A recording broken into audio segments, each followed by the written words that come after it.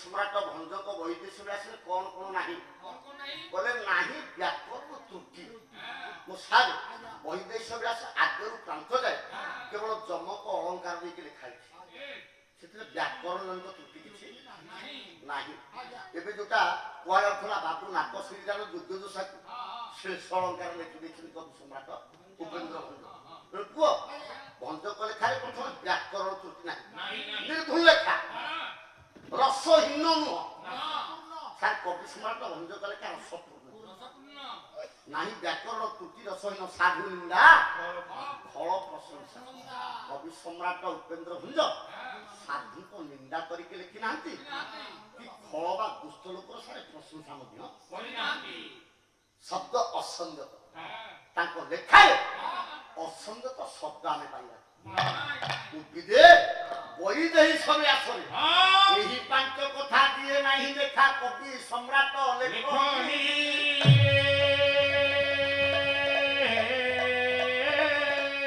ତାର କୋ କହିବା କଥା ସୀତା କହିଲେ ତାଙ୍କ ପତ୍ନୀ ତାଙ୍କ ଧର୍ମ ପତ୍ନୀ ଏଠି ବନ୍ଧୁ ହେଲା କାହିଁକି ବାନ୍ଧବୀ କାହିଁକି ইয়ার গোটে অনুরূপ কথা অতি বড়ি জগন্নাথ দাস ভাগবত অষ্টম স্কন্ধ নবম অধ্যায় আগে লেখা হয়েছে কপোতাখ্যান যেতবে ব্যাধ জালরে কপতি আর তা দুই শাবক পড়ি যাই ব্যাধ জাল গছ ডালরে বসিকি কপোত চিন্তা করছে কোন চিন্তা করছে পত্নী মোহর প্রাণ সখা সে মতে করি গোলায়েতা সে মতে করি গোলায়েতা সে মতে করি গোলায়েতা এই কথাটাকে আপনি কল্পনা করিবা কপোত কান্দুছি কৌছি পত্নী মোহর প্রাণ সখা সে মতে করি গলা একা আচ্ছা পত্নীটা কোন লিঙ্গ কি পত্নীটা কোন শব্দ স্ত্রীলিঙ্গ বাচক সখা পুল্লিঙ্গ তাহলে পত্নী পাখরে সখা হওয়া কথা না সখী হওয়া কথা নাই রে বাপা সে কথা বন্ধু সমস্তে হইপারিবে বন্ধু সখা মধ্যে সমস্তে হইপারিবে কেତେବେଳେ ଆମେ ତ ସମସ୍ତେ ବସିଛେ ବନ୍ଧୁ କାହିଁକିନା ତୁମେ ଯେଉଁ ବନ୍ଧୁ ଦବା ନବା ବନ୍ଧୁ ନଦେଲେ ନ କଲେ କିଏ କାହାର ନଦେଲେ ନ କଲେ କିଏ କାହାର ନଦେଲେ ନ କଲେ କିଏ କାହାର କିଏ ଯେଉଁ ଭାବେ ଡାକୁଛି ତୁମକୁ କିଏ ଯେଉଁ ଭାବେ ଡାକୁଛି ତୁମକୁ ସେହି ପରକାରେ ତୁମେ ତାହାର ଦିନ ବନ୍ଧୁରେ ବନ୍ଧୁ ତୁମେ ମୋର ଦିନ ବନ୍ଧୁରେ ବାପା ଆଜିକାଲିର ବନ୍ଧୁ ଆମେ ହତେ ସମ୍ପଦ ବେଳର ବନ୍ଧୁ ଆମେ ବିପଦ ବେଳର ବନ୍ଧୁ କେହି ନୁହଁ ସମ୍ପଦ ବେଳେ ସର୍ବସଖା ବିପଦ ନ ଦିଅନ୍ତି କାମ ଥିଲା ବେଳେ ରସର ପସର ଗୋଟା ପୁଣି ଆପଣାର ସରିଗଲେ କାମ ହୋଇଯିବେ ଦୂର କରିଦେଇ ସାପ ଆମେ ହଉଛେ ଏ ପ୍ରକାରିଆ ବନ୍ଧୁ କିନ୍ତୁ ପ୍ରକୃତ ବନ୍ଧୁ କିଏ ଆପଣ ମାନଙ୍କର କୌଟିଲ୍ୟ ଚାଣକ୍ୟ କହିବେ ଉତ୍ସବେ ବ୍ୟସନେ ଶୈବ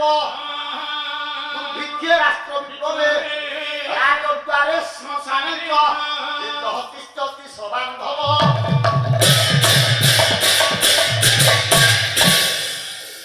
প্রত্যেক মনুষ্য যে দেহে লোক উৎসবে ব্যসনে শৈব দুর্ভিক্ষে রাষ্ট্র বিপ্লবে যে প্রত্যেক কার্য দুর্ভিক্ষ সময় রাষ্ট্রକୁ বিপ্লব পড়িଥିବା ସମୟରେ ମଶାଣି ପଦାରେ ରାଜକ୍ଷେତ୍ରରେ ସବୁ କ୍ଷେତ୍ରରେ ଯେ ଉତ୍ସବ ସମୟରେ ଦୁଃଖ ସୁଖ ସବୁଥିରେ ଯିଏ ଭାଗିଦାର ହୁଏ ସିଏ ହଉଛି ପ୍ରକୃତର ଜଣେ ଜଣକ ବୃତ୍ତିରେ ରହିପାରେ ନାହିଁ ତାହେଲେ ଏଇ ନ୍ୟାୟରେ ରାମଚନ୍ଦ୍ର ସୀତାଙ୍କୁ ଆଜ୍ଞା ବନ୍ଧୁ ବୋଲି କପୋତ କପୋତିକି ସଖା ବୋଲି ଯିଏ ଯାହାକୁ ବିପଦ ସମୟରେ ସାହାଯ୍ୟ କରେ ସେ ପୁରୁଷ ହଉ ବା ନାରୀ ହଉ ତା ସଖା ତା ବନ୍ଧୁ ତେଣୁ ହେ ମୋର ଜ୍ଞାନେନ୍ଦ୍ର ପୁଙ୍ଗବ କବି ସମ୍ରାଟ ଉପେନ୍ଦ୍ର ଭଞ୍ଜ ରାମ ଠାକୁର କହୁଛନ୍ତି ଏ ସୀତା କହିଲେ କହିଲେ ତମେ ମତେ ମଧୁ ସନ୍ଧ୍ୟା ଘରେ ଅଗ୍ନି କି ଛୁଇଁକି ନିୟମ କରିଥିଲ ଯିଏ ମୋ ବ୍ୟତୀତ ଏ ଜନ୍ମରେ ତୁମେ ଆଉ କାହାକୁ ଗ୍ରହଣ କରିବ ଏ ଜନ୍ମ ନୁହଁ 7 ଜନ୍ମ ପର୍ଯ୍ୟନ୍ତ କିନ୍ତୁ ସ୍ୱାମୀ ମୁଁ ମଧ୍ୟ ତମ ପ୍ରତିଜ୍ଞା ଶୁଣିକି କଥା ଦେଇଛି ଯେ ତମେ ଯଦି ପ୍ରତିଜ୍ଞା କରୁଛ ମତେ ଜନ୍ମ ଜନ୍ମାନ୍ତର ପ୍ରାଣ ପ୍ରିୟ କରିକି ରଖିବା ପାଇଁ ମୁଁ ମଧ୍ୟ ପ୍ରତିଜ୍ଞା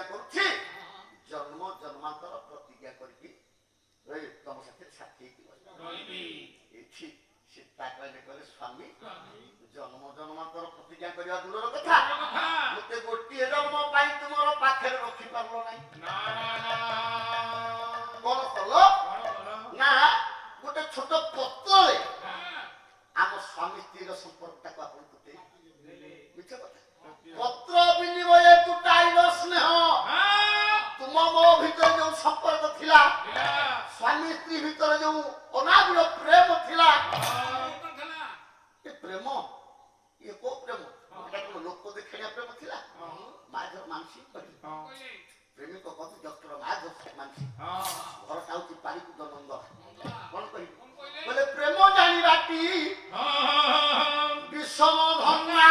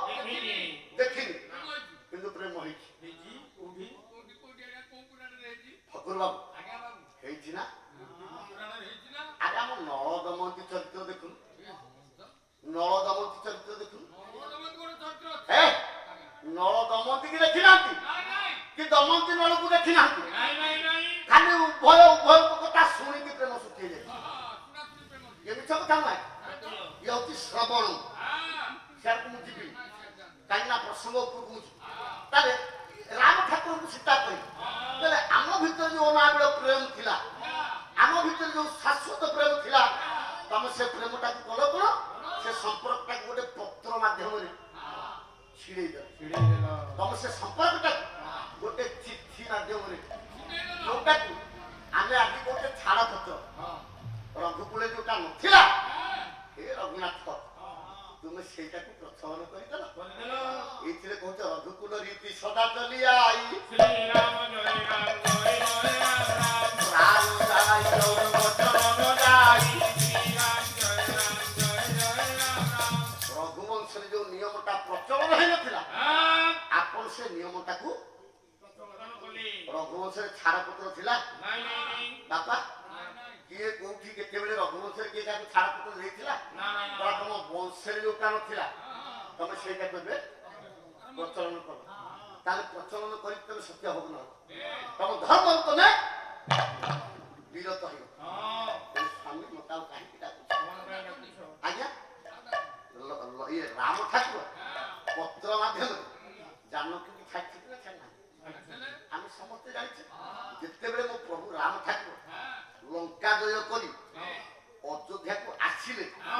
ଆଗ ଚିନ୍ତା କଲେ ଏ ଅଯୋଧ୍ୟାରେ ଅଯୋଧ୍ୟାବାସୀ ମାନେ କେମିତି ଅଛନ୍ତି ସୀତା ତ ରାବଣପୁରରେ 14 ମାସ ରହିଲା ତେଣୁ ମୋ ପ୍ରତି ଆଉ ସୀତାଙ୍କ ପ୍ରତି ପ୍ରଜାମାନଙ୍କ ପ୍ରତି ତାଙ୍କର ଚିନ୍ତାଧାରା କଣ ତେଣୁ ଠାକୁର କଣ କଲେ ଆମେ ତ ସମସ୍ତେ ଜାଣିଛେ ଠାକୁର କଲେ ଅନ୍ଧାରି ବିଜୟ କଲେ ବାପା କରିନା ଠାକୁର ଅନ୍ଧାରି ବିଜୟ କଲେ ଅନ୍ଧାରି ବିଜୟ କଲା ବେଳକୁ ଇଏ ରଜକର ଯଦି କଣ କଳି ଲାଗିଛନ୍ତି ତାଙ୍କ ଦୁଆରେ ଠିଆ ହେଇକି ଶୁଣିଲେ ଦେଖୁନ ଶୁଣିଲେ କଣ ନା ରଜକି କୁଆଡେ ତା ବାପ ଘରକୁ ଯାଇଥିଲା ରଜକି ବାପ ଘରକୁ ଯାଇଥିଲା ଗୋଟିଏ ଦିନ କାହିଁକି ଡେରି ହେଲା ବୋଲି ରଜକ ତାକୁ ଗାଳି କରୁଛି ତୁ କାହିଁକି ତୋ ବାପ ଘରେ ଗୋଟିଏ ଦିନ ରହିଲୁ ତୁ ଅସତ୍ୟ ଦେଖୁନ ଆମ ପୁରାଣ ବିଚିତ୍ର ପୁରାଣ ଗୋଟିଏ ଦିନ ରହିଲୁ ତୁ ଅସତ୍ୟ ହେଇଗଲୁ ସେଠି ରଜକ ଭାଷାସ୍ତ ରଜକି କହିଲା ତାହା କଣ ହେଲା ଅଯୋଧ୍ୟା କଟକର ଯିଏ ସମ୍ରାଟ ତାଙ୍କ ସ୍ତ୍ରୀ ସୀତା ରାବଣପୁରରେ 14 ମାସ ରହିଲେ ଯେ ସିଏ ଅସତ୍ୟ ହେଲେ ମୋ ବାପ ଘରେ ମୁଁ ଗୋଟିଏ ଦିନ ରହିଲି ଯେ ମୁଁ ଅସତ୍ୟ ହେଇଗଲି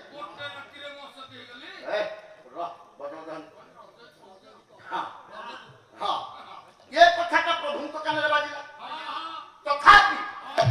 ପ୍ରଭୁଙ୍କ ମନରେ ସୀତାଙ୍କ ପ୍ରତି କିଛି ଦୁର୍ବଳତା ଆଜ୍ଞା ନଥିଲା ପ୍ରଭୁ ଆସିଲେ କିଛି କହିଲେନି ରାତ୍ର ପାଇଗଲା ପ୍ରଭାତ ହେଇଗଲା ପ୍ରଭାତ ସମୟରେ ମା ଜାନକୀ ଚିତ୍ରା ନାମକ ଦାସୀକି ନେଇକି ମା ଜାନକୀ ଚିତ୍ରା ନାମକ ଦାସୀକି ନେଇକି ପୁଷ୍ପ ବାଟିକାକୁ ଭ୍ରମଣ କରିବାକୁ ଆଜ୍ଞା ଯାଇଛନ୍ତି ଆଜ୍ଞା ଦାସୀ ନାଁଟା କଣ ଚିତ୍ରା ଚିତ୍ରା ନାମକ ଦାସୀକି ନେଇକି ମା ଜାନକୀ ଯାଇକି ବୁଲୁଛନ୍ତି ଏ ଚିତ୍ରା ଦାସୀ ପଚାରିଲା କହିଲା ସ୍ୱାମୀ ଇଏ ମା ହେ ମା ମତେ ଗୋଟେ କଥା କହିବ କଣ ଏ ରାବଣପୁରରେ ତମେ ଏତେ ଦିନ ରହିଲ ବହୁତ ଦିନ 14 ମାସ ପର୍ଯ୍ୟନ୍ତ ରାବଣପୁରରେ ତମେ ରହିଲ ରାବଣ ରୂପଟା ଦେଖିବା କେମିତି ଅଛି ଚିତ୍ରା ଦାସୀ ପଚାରୁଛି ସେଇଠି ମା ସୀତା କହିଲେ ହେ ଚିତ୍ରା ରାବଣର ମୁହଁ କେମିତି ମୁଁ ଦେଖିବି ରାବଣ କେମିତି ଆମେ ଦେଖିବି ନା ଜମା ଦେଖିନ ଏତେ ଦିନ ଭିତରେ ନା ନାଇଁ ନା କେବଳ ଗୋଟିଏ ଦିନ ଦେଖିଥିଲି ଯେତେବେଳେ ମତେ ଆକାଶ ମାର୍ଗରେ ରଥରେ ବସେଇକି ଚୋରି କରିକି ନେଇକି ଯାଉଥିଲା ସମୁଦ୍ର ଜଳରେ ତା ପ୍ରତିବିମ୍ବଟା ପଡିଥିଲା ଏ ପ୍ରତିବିମ୍ବଟାକୁ ମୁଁ ଖେଳି ଆଉ ସେଟା ରାବଣ ରୂପକୁ ମୁଁ କହିଲେ ମା ଯୋଉ ରୂପଟା ସମୁଦ୍ର ଜଳରେ ପ୍ରତିବିମ୍ବ ଆକାରରେ ଦେଖିଥିଲ ସେଇ ରୂପଟାକୁ ଟିକେ ଦେଖିଆ ଅଙ୍କନ କଲ ମା ଜାନକୀ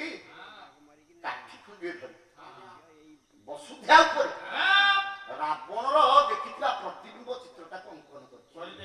ସେତେବେଳକୁ ମା ଜାନକୀ କଣ ଗର୍ଭାରସ ମହିଳା କିନ୍ତୁ ନିଦ ହେଇଯାଇଛି ଏ ଚିତ୍ର ଉପରେ ଶୋଇ ପଡିଛନ୍ତି ରାବଣ ଚିତ୍ର ଉପରେ ମା ଜାନକୀ ଏ ପୁଅ ଏ ଦୃଶ୍ୟକୁ ଦେଖି କରି ଚିତ୍ରା ଧାଇଁ ଗଲା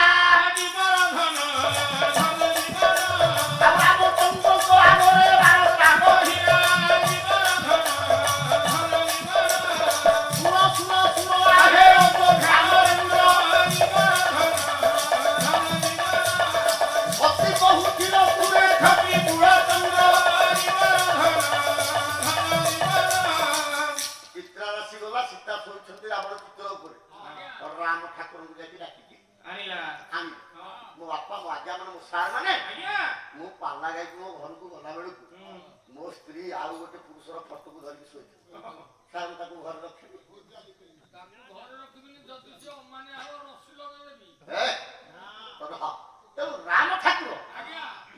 ଚିତ୍ରା କଥାରେ ଆସି ଦେଖିଲେ ଦେଖିକି ଆଉ କାଳ ବିଳମ୍ବନ କରି ଦି ତିନିଟା ପ୍ରମାଣ ଦେଖିଦେଲେ। ରଜକ ରଜ କି କଳି ଶୁଣିଲେ। ପ୍ରଜାମାନଙ୍କ ମନରେ ସନ୍ଦେହ ରାବଣପୁରରେ ସୀତା ଏତେ ଦିନ ରହିଲେ କାହିଁକି ସେ ସତୀ କେମିତି ହେଲେ? ଅଗ୍ନି ପରୀକ୍ଷା ଅଯୋଧ୍ୟାରେ ଦେଲେନି। ତୃତୀୟ ଚିତ୍ରା ରାଶି କଥା। ଚିତ୍ରା ରାଶି କଥାଟା ରାମଚନ୍ଦ୍ରକୁ ଟିକେ ବ୍ୟଥିତ କଲା। ରାମଚନ୍ଦ୍ର ଡାକିଥିଲେ ଲକ୍ଷ୍ମଣକୁ, କହିଲେ ଲକ୍ଷ୍ମଣ ତୁ ଗୋଟେ କାମ କର, ଏଠି ତୁ ସୀତାଙ୍କୁ ନେଇକି ମିଛ କଥା କହିକି ଅରଣ୍ୟ ଭ୍ରମଣ ନା କହିକି ତାକୁ ଜଙ୍ଗଲ ଭିତରେ ସବୁଦିନ ପାଇଁ ଛାଡ଼ି ଦେଇକି ଚାଲି ଆସିବୁ। ପଣ୍ଡିତେ ଏ ତ ପ୍ରଭୁଙ୍କର ଆଜ୍ଞାବହ, ଆଜ୍ଞାବହ ସୌମିତ୍ରୀ ରଥିରାମ ହୃଦୟ ଜ୍ୟୋତ୍ସ୍ନା ବୈଦେହୀ ସତୀ ସତୀ ହେ ମୋର ଜ୍ଞାନେନ୍ଦ୍ର ପୁଙ୍ଗବ ସୀତାଙ୍କୁ ଧରିକି ଲକ୍ଷ୍ମଣ ଲାଲ ଗଲେ। ଲକ୍ଷ୍ମଣ ଲାଲ ସୀତାଙ୍କୁ ନେଇକି ଯେତେବେଳେ ଗଲେ ତମସା ନଦୀ କୂଳରେ ଜଙ୍ଗଲ ଭିତରେ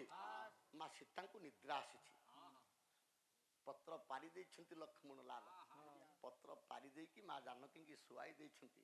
ସେଇଠି ପତ୍ର ଲେଖିଲେ, ଏ ପୁଅ ପତ୍ର ଲେଖିଲେ, ପତ୍ରେ ଧରି ନ କରେ ଲେଖିଲେ ଲକ୍ଷ୍ମଣ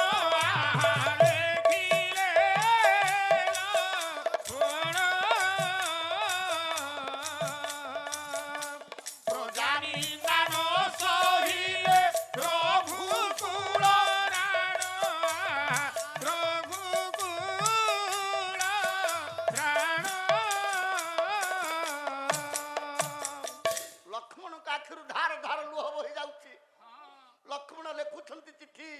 ହେଲେ ମା ମୋ ପ୍ରଭୁ ପ୍ରଜାଙ୍କ ନିନ୍ଦାକୁ ସହି ପାରିଲେନି, କିନ୍ତୁ ହୃଦୟ ଭିତରୁ ତମକୁ ସେ କାଢି ମୋର କିଛି ଦୋଷ ନାହିଁ। ମୁଁ ତାଙ୍କ ଆଜ୍ଞା ମୋହ ପ୍ରତି ଜନନୀ ଗୋ ରୋଷ